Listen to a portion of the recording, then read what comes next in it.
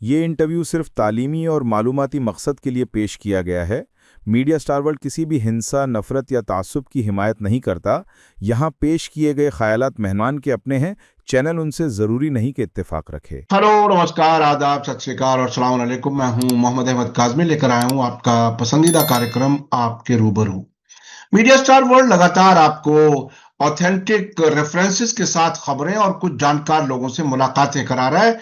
इसकी जरूरत इस वक्त इसलिए ज्यादा है कि जिस किस्म का प्रोपेगेंडा, चाहे हमारा भारत का गोदी मीडिया हो या इंटरनेशनल गोदी मीडिया, जो जिसे लोग वेस्टर्न मीडिया कहते हैं, वो वही काम कर रहे हैं जो हकीकत में कुछ और होता है और बताते कुछ और हैं। इसलिए ये हिसाब किताब लगाना जरा मुश्किल हो जाता है कि क्या हकीकत है। इसलिए हम आपको कोशिश करते हैं कि सही खबरें और सही लोगों से मुलाकातें कराते रहें, ताकि आपका नैरेटिव, आपकी सोच, आपके पास खबरें ठीक पहुंचती रहें। आज हम एक बार फिर अमरीश मिश्रा जी से बात कर रहे हैं, जो पिछले दिनों ईरान गए थे और इसके अलावा एक लंबे अरसे से बहुत ही बेबाक अंदाज में अपनी बात रखते हैं, एनालाइज करते हैं। कई किताबों के राइटर हैं।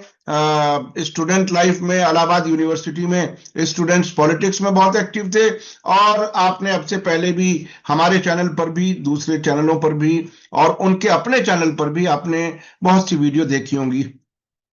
आज हम अमरीश मिश्रा जी से यह समझने की कोशिश करेंगे कि ये जो ईरान अमेरिका इनडायरेक्ट बातचीत हो रही है, जिसका आज दूसरा दौर है, इसके क्या नतीजे कहीं नजर आते हुए लग रहे हैं। ये बहुत ही अजीब सूरत हाल है कि अमेरिका भी और ईरान भी बातचीत भी कर रहे हैं और जंग की तैयारी भी नजर आती है। ऐसा लगता है कि शायद किसी भी दिन कुछ हो जाए। ट्रंप के बहुत नजदीकी सीनेटर हैं ग्रैहम लिंच से ग्रैहम, उन्होंने इजराइल में कह दिया कि फैसला महीनों नहीं बल्कि हफ्तों दूर है ईरान के खिलाफ हमले का। क्या कुछ है। अमरीश मिश्रा जी, वेलकम है आपका मीडिया स्टार वर्ल्ड को, आपने वक्त दिया, बहुत बहुत शुक्रिया। Thank you.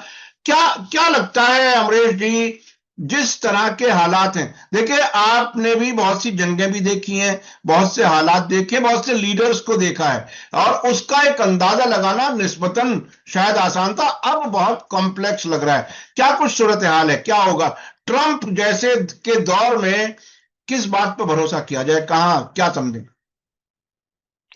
नहीं नहीं, देखिए, ट्रंप ट्रंप एक एक इंडिविजुअल है, एक अमेरिका के प्रेसिडेंट हैं, और एक इंडिविजुअल होने के साथ साथ एक सिस्टम को रिप्रेजेंट करते हैं जो इस समय दुनिया में को रीऑल्टर करना चाहता है, दुनिया को अपने हिसाब से बदलना चाहता है। और ये बार बार, अच्छा, ट्रंप शुरू हुए थे यहां से कि उनको अमेरिका को बदलना है या अमेरिका को सही रास्ते पे लाना है। अब वो पूरी दुनिया में एक वो चाहते हैं कि नया वर्ल्ड ऑर्डर वो लाएं। अब सवाल यहां पर ये है कि नया वर्ल्ड ऑर्डर वो दुनिया में लाएं, अमेरिका में लाएं, उसमें लेकिन जो बात सामने आ रही है वो तो वही आ रही है कि जो एक साम्राज्यवादी देश होते थे पहले, और जिस तरीके से वो कॉलोनीज बनाते थे, वो पूरा पैटर्न रिपीट हो रहा है। अमेरिका उसी तरीके से ईरान को एक कॉलोनी बनाना चाहता है, और ईरान इसके बारे में सजग है। ईरान इसके बारे में बार बार बात भी कर चुका है कि जैसे इजराइल ने फिलिस्तीन को एक कॉलोनी बनाई, वैसे ही अमेरिका ईरान को कॉलोनी ये बनाने के पूरे उसमें है। और ईरान का इतिहास ये है, क्योंकि भारतीयों को जानना जरूरी है, भारत कॉलोनियल रूल में रहा, अंग्रेजी राज में रहा कई सौ साल, मतलब 190 साल कम से कम।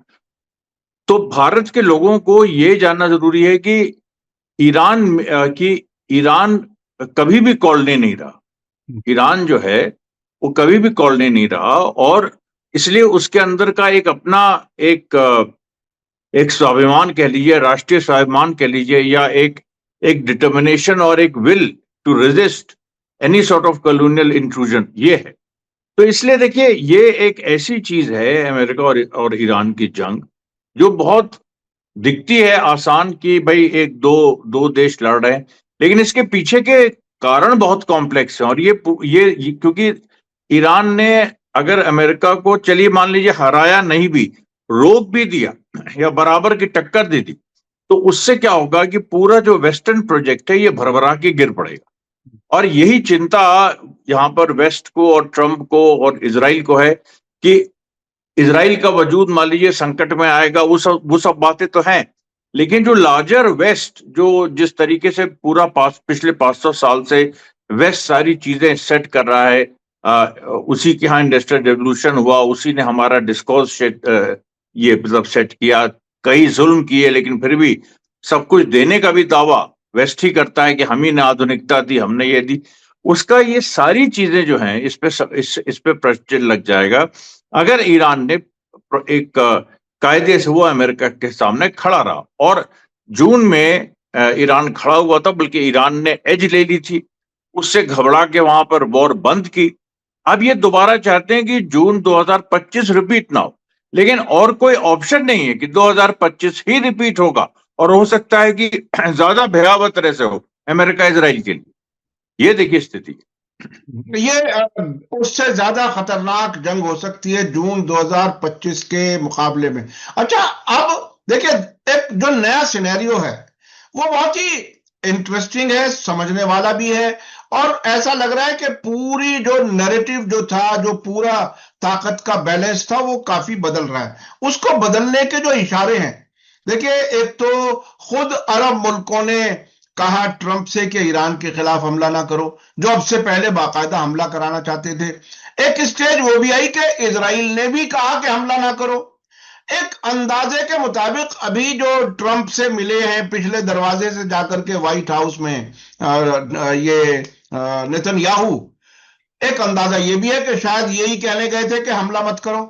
क्या कुछ है, मतलब इस नए सिनेरियो में जब ईरान ने अपनी ताकत इतनी बढ़ा ली है कि ये कहता है कि हम एक बटन दबा करके 2000 मिसाइल से हमला करेंगे, जवाबी कार्रवाई, ऐसी हालत में किस तरह से, क्या मतलब, यानी ये एक बड़ा सवाल है ना ये।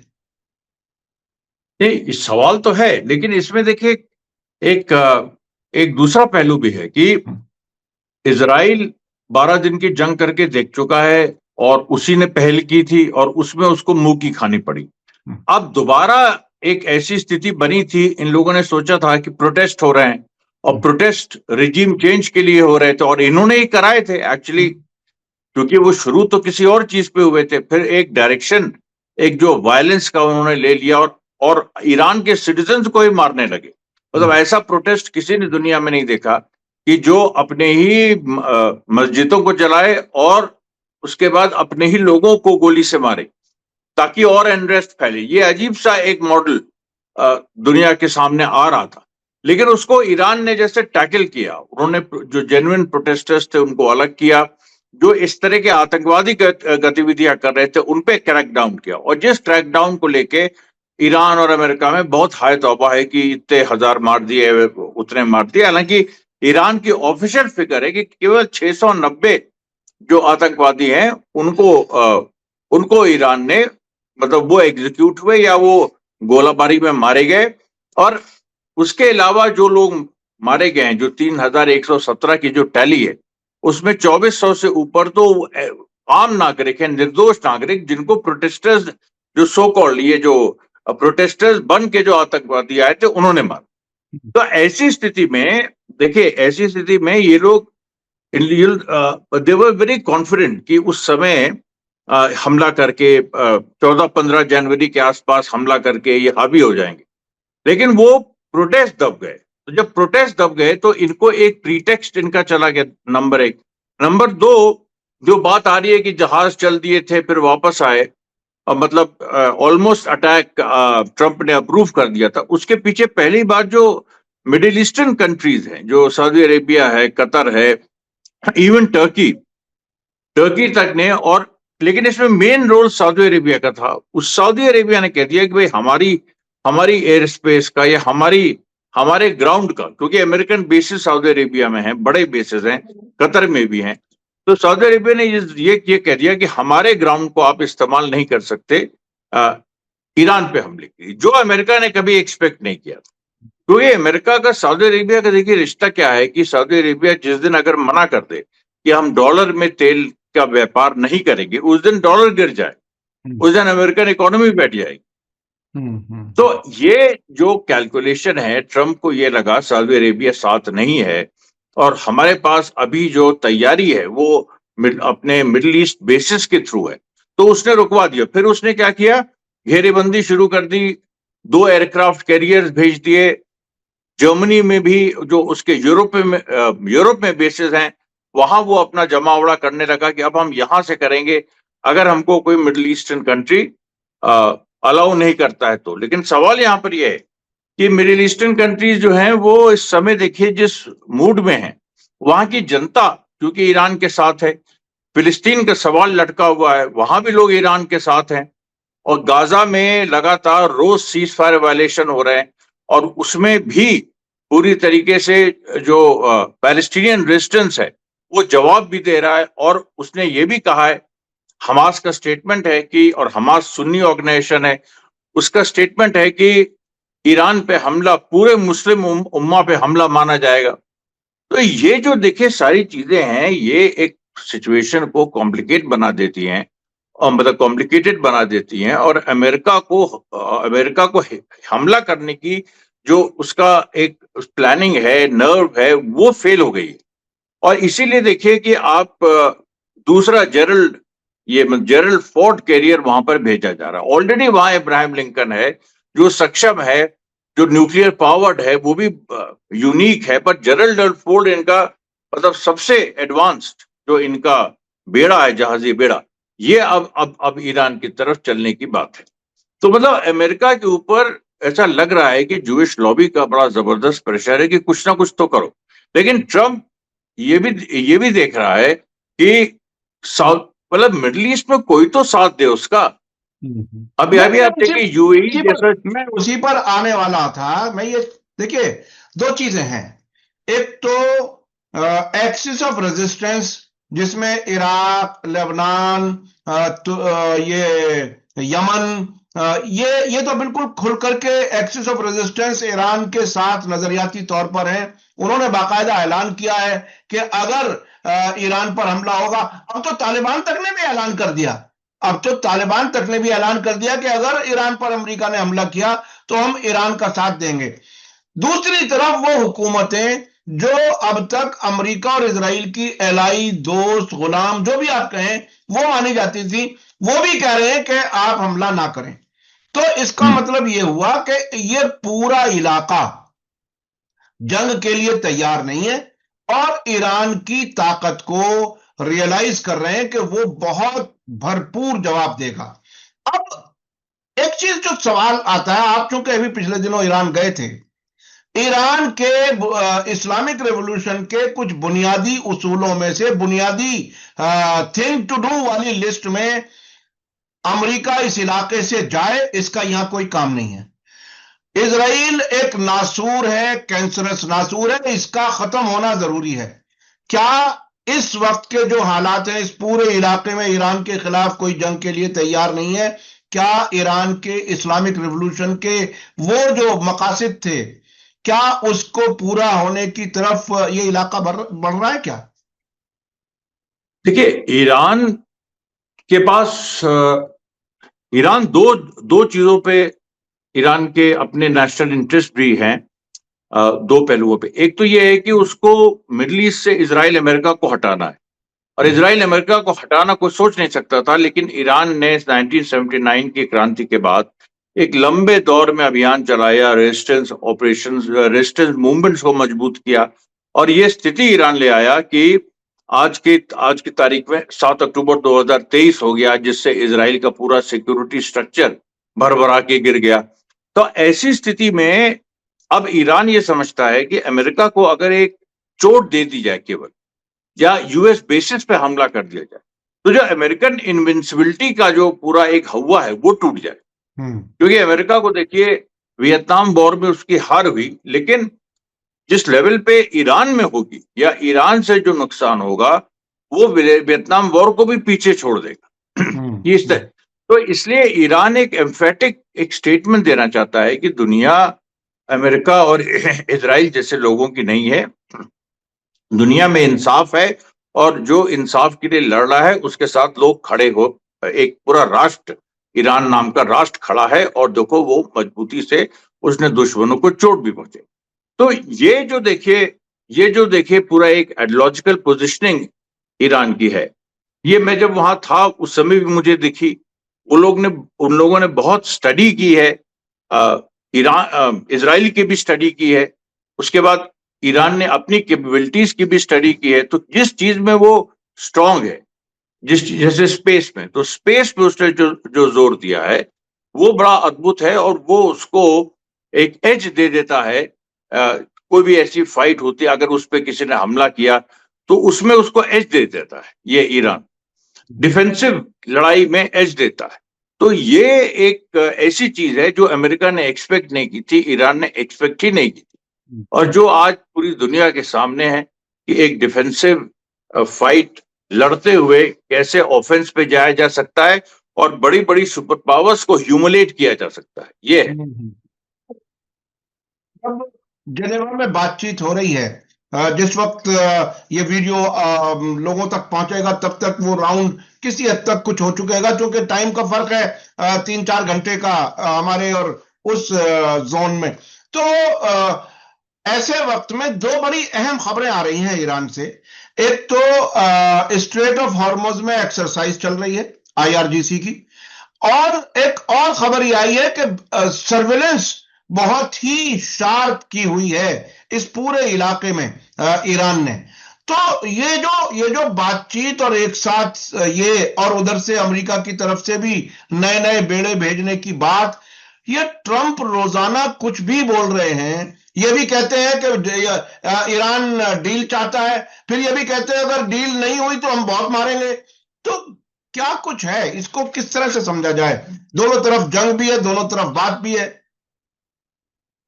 नहीं, वो तो देखिए, वो तो आज के आधुनिक दुनिया का तरीका है कि एक जंग की स्थिति भी रहेगी, बातचीत भी होती रहेगी, जंग के बाद भी बातचीत होती रहेगी। भाई देखिए, 12 दिन की जंग हुई, उसमें मीडिएशन हुआ, कोई कह रहा है प्यूटिन इंटरवीन किए, कोई कह रहा है सऊदी अरेबिया इंटरवीन किया, वो तो एक चलता रहेगा। लेकिन यहां पर महत्वपूर्ण बात यह है कि ईरान किसी मुद्दे पे झुका नहीं।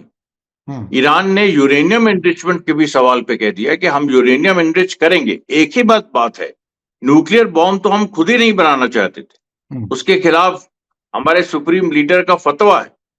तो हम वो न्यूक्लियर बम बनाने की जो बात है वो अलग है, लेकिन ईरान से तुम ये कहो कि यूरेनियम अपना खत्म कर दो, यूरेनियम स्टॉक बाहर ट्रांसफर कर दो, इनरिचमेंट को 60% से 1% ले आओ या 0 कर दो, अपने यहाँ इंस्पेक्टर्स अलाउ करो, फिर अपनी मिसाइल कम कर दो। सबसे अजीब बात कि मतलब भारत से कोई कहे कि तुम अपनी गन्स जो हैं उसकी रेंज कम कर दो। अरे रेंज कैसे कम कर दे? वो एक मिसाइल है। अब इजराइल को डर है कि इजराइल और ईरान के बीच 900 से 1000 किलोमीटर का डिफरेंस है, तो ईरान कह रहा है कि 300 किलोमीटर तक की मिसाइल की हम इजाजत देंगे। तो ये एब्सर्ड बात है आज के मॉडर्न युग में, जिसमें डिफेंस में आप ये कह रहे हैं किसी और देश से, आप ये चलिए कहिए कि न्यूक्लियर वेपन्स पे बात हो सकती है, लेकिन आप ये नहीं कह सकते कि अपनी मिसाइल की रेंज कम कर दो। कि हमारे पास बंदूक है, वो अगर 400 गज का वार करती है तो हमसे कोई कहे कि इसको 100 गज कर दो। अरे 100 गज कैसे कर दे? मतलब ये तो कोई बात ही नहीं हुई ना, एब्सर्ड बात हुई। इसका मतलब तो सीधा नतीजा ये हुआ, जैसे पुराने जमाने की अगर जंगों की बात करें, दो घोड़ों पर सवार खड़े होकर के तलवार लेकर के आमने सामने हो, और एक कहे कि आप अपनी तलवार फेंक दो तब लड़ाई होगी। तो ये डरा हुआ ही तो कहेगा कि आप तलवार फेंक दो। अगर डरा हुआ नहीं है, मजबूत है, तो फिर इस बात का खौफ क्यों है कि उसके पास तलवार है?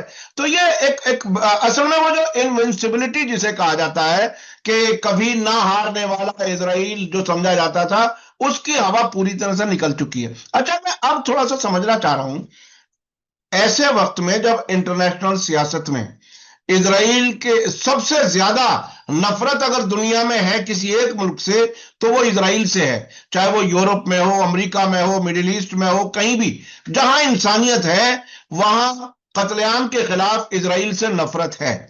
ऐसे वक्त में मोदी जी इजराइल जा रहे हैं, और इस पूरी जंग में हथियार भी यहां से जाते रहे, अम्यूनिशन भी यहां से जाता रहा। क्या मोदी जी का ये कोई फैसला अच्छा है ऐसे वक्त में? ठीक है, इजराइल आपका दोस्त हो सकता है, लेकिन ऐसे वक्त में आप अपने एक तरह जैसा कहते हैं कि ऐसे गंद में कूदे ही क्यों जिससे कपड़े गंदे हो जाएं, क्या लगता है आपको? नहीं, देखिए वो वहां पर क्या है कि इंडिया का अपना एक जो लॉजिक है कि हम स्ट्रेटेजिक ऑटोनॉमी एंजॉय करते हैं। मतलब सामरिक स्वायत्तता में हमारी है। तो हम अगर ईरान के साथ एक, जैसे यूएनएचआरसी में इंडिया ने ईरान के पक्ष में वोट किया और ईरान ने थैंक्स भी इंडिया को कहा, तो अब इनका कहना है कि हम इजराइल जा रहे हैं, हम नेतन्याहू से बात करेंगे। अच्छा, उसको इस रूप में भी लोग देख रहे हैं कि क्या ये कोई ट्रंप का पैगाम लेके जा रहे हैं, क्योंकि ट्रंप और नेतन्याहू में बार बार आती है बात की डिफरेंसेस हैं। ट्रंप और नहीं चाहते, नेतन्याहू चाहते हैं। जबकि अभी वॉशिंगटन जो गए थे उसमें नेतन्याहू अपना समूह लेके आ गए और उन्होंने कोई प्रेस कॉन्फ्रेंस भी ज्वाइन नहीं की, और इस जिससे और ये कयास मजबूत थी। लेकिन अब दूसरा पहलू भी है कि ये दोनों आपस में अंडरस्टैंडिंग रखते हैं कि कब किसको नर्म होना है, कब किसको गर्म होना है। तो इसलिए देखिए जो ईरान की पूरी सिचुएशन है उसमें इस समय अपर एज डिप्लोमेसी में भी और सैन्य मामलों में भी ईरान का है। ये बहुत महत्वपूर्ण बात है, और इस चीज को अमेरिका, इजराइल रिकग्नाइज कर रहे हैं। दूसरा, ईरान ने गेंद ये बातचीत वगैरह करके और ये सब ये जो बातचीत भी शुरू कर दी, एक पैरेलल ट्रैक भी खोल दिया।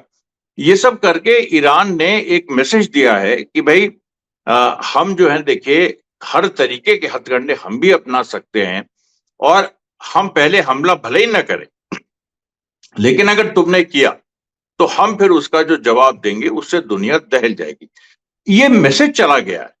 ये आज तक कोई ये मैसेज अमेरिका को, यूएसएसआर को छोड़ के अमेरिका को कोई ऐसा मैसेज नहीं दे पाया। तो ये देखिए एक ये बड़ा अचीवमेंट ये मेरे ख्याल से ईरान का है। और नरेंद्र मोदी की जो बात है, जहां तक नरेंद्र मोदी की यहां तक बात है, वो उसमें तो एक बार, अब ये क्यों जा रहे हैं इनके पीछे, क्योंकि देखिए इजराइल और भारत के अजीब से रिश्ते हैं।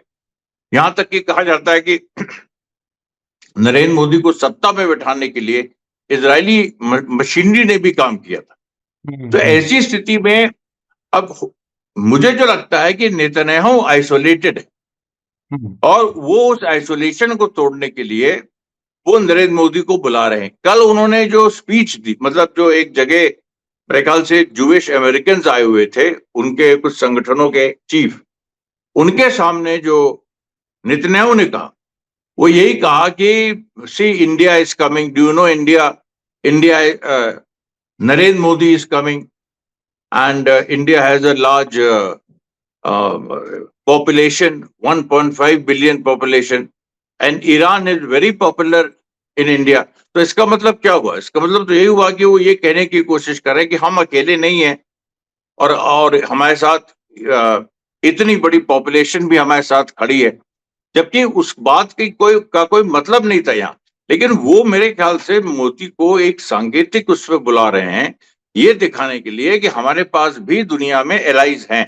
लेकिन ये वो भूल जा रहे हैं कि इन्हीं एलाइज ने ईरान का समर्थन किया, और अभी भी वो ईरान के साथ है। आज देखिए टाइम्स ऑफ इंडिया में खबर छपी है कि 3 ऑयल टैंकर्स जो ईरान की शैडो फ्लीट के थे वो इंडिया ने जब्त कर लिए। अब सच्चाई क्या है? सच्चाई है कि वो जो ट्वीट आया था कि इंडिया ने जब्त किए, वो डिलीट कर दिया गया। उसके बाद ईरान की तरफ से स्टेटमेंट आया कि इसमें कोई सच्चाई नहीं है, और जो भी है वो डिप्लोमेसी से हल हो रहा है। माने इंडिया ईरान के साथ भिड़ना नहीं चाहता है, तो फिर वो इजराइल के साथ इजराइल क्यों जा रहे हैं? तो वो तो देखिए एक उनको वो मॉरल बूस्टिंग के लिए बुला रहे हैं कुछ हद तक। जो एक कोई भाई मोदी को क्या जाता है वहां जाके ये कहना कि शांति होनी चाहिए। शांति तो वो तो यूक्रेन भी गए थे, लेकिन यूक्रेन में रशिया और यूक्रेन के डिफरेंसेस फंडामेंटल हैं। यहां भी ईरान और इजराइल के डिफरेंसेस फंडामेंटल हैं।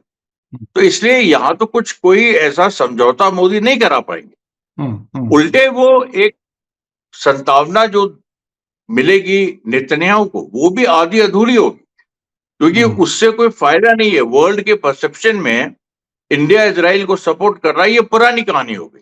इससे कोई नया कोई मोरल बूस्टर भी नेतन्याहू को मिलेगा, इसमें भी शक है। जी। अच्छा, मोदी जी भारत की तो नुमाइंदगी करते ही हैं।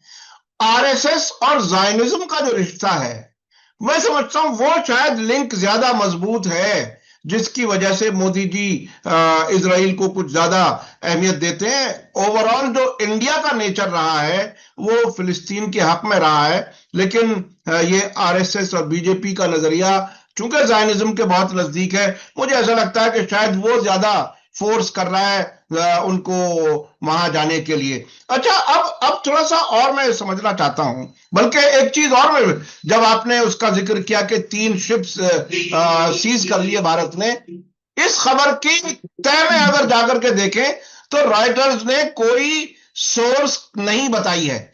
और मैं इस जंग के दौरान मुसलसल देखता रहा हूं, चाहे लंदन से गार्जियन से आने वाली खबर हो जिसमें आयतुल्लाह खामेनेई के लिए कहा गया कि वो छोड़ करके चले जाएंगे मॉस्को, या और बहुत सी खबरें हो, जब जब कोई सोर्स बताए बगैर खबर छपती है, उसमें ऐसा लगता है कि कुछ एजेंसियां, कुछ सरकारें वो खबरें प्लांट कराना चाहती हैं। शायद ऐसा कुछ इसमें भी कोई मंशा रहा हो। अच्छा, अब मैं थोड़ा सा अगर समराइज करें पूरे हालात को समझने के लिए कि दुनिया इस वक्त कहां खड़ी है। उधर यूक्रेन वाला मसला हल नहीं हो रहा है, इधर ये गाजा बीच में है। ये गाजा पीस बोर्ड के लिए $5 अरब मुल्कों ने वादा कर लिया है, ये कहा जा रहा है। हमास को निहत्था करने के लिए टाइम मांगा जा रहा है, उधर हिजबुल्लाह को निहत्था करने के लिए अगले 4 महीने में वहां की सरकार ने टाइम मांग लिया। क्या कुछ है, किस तरफ जाने वाले हैं हालात? यानी ये लोग एक्सेस ऑफ रेजिस्टेंस को डिसआर्म करना चाहते हैं भाई, वो और ये मानते हैं कि ईरान सबका लीडर है, तो ईरान को अगर कहीं भी हमने छोटे से भी मुद्दे पे झुका दिया तो फिर एक्सेस ऑफ रेजिस्टेंस के ऊपर प्रेशर बढ़ जाएगा। लेकिन ऐसा होगा नहीं, क्योंकि एक्सेस ऑफ रेजिस्टेंस में जो फोर्सेस हैं, चाहे वो गाजा में हमास हो, चाहे वो लेबनान में हिजबुल्लाह हो, चाहे वो यमन में ह्यूतीज हो, ये अपने इंडिपेंडेंट फोर्सेस हैं। ईरान से ये मदद भले ही लेती हैं और ईरान इनको मॉरल सपोर्ट करता है सब कुछ, लेकिन ये इंडिपेंडेंट फोर्सेस हैं, अपने डिसीजंस खुद लेती हैं।